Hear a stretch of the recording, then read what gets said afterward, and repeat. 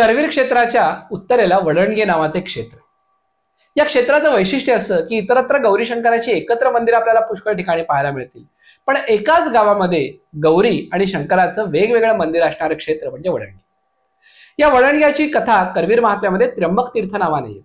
या महादेवाला त्र्यंबकेश्वर महादेवाचं महात्म्य आहे. तर वडणग्याच्या शिवपार्वती तलावातून निघणारा प्रवाह पंचगंगेला मिळतो. त्या प्रवाहाला गौतमी म्हणजे गोदावरीचं महात्म्य.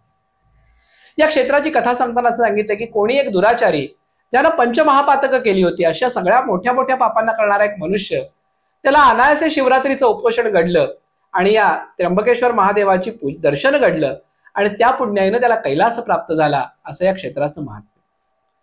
या मंदिराच्या बाबतीमध्ये एक लोककथा प्रचलित काय की उमा महेश्वर ज्या वेळेला काशीहून दक्षिणेला यायला निघाले, त्यावेळेला ज्या ठिकाणी सूर्योदय झाला अशी जागा म्हणजे वडणगी. म्हणून शंकराचं मंदिर पुढच्या बाजूला, तर त्यानंतर एक 2 गल्ल्या सोडून पाठीमागं पार्वतीचं मंदिर, स्वयंभू तांदळा रूपातली पार्वती, असं स्वतंत्र मंदिर असणारं स्थान म्हणजे हे वडणगी. पण वडणग्याचे हे तीर्थ म्हणजे साक्षात त्र्यंबकेश्वर महादेव, जिथं उमा आणि महेश्वर या दोघांचं एकत्र दर्शन घडतं, असं हे पवित्र स्थान या क्षेत्राचं एक क्षेत्रवैभव आहे आणि म्हणून याचं दर्शन अवश्य घेतलं जातं. ही होती वडणगे येथील त्र्यंबकेश्वर महादेव मंदिराची माहिती. हा व्हिडिओ आपल्याला कसा वाटला कमेंटमध्ये नक्की सांगा.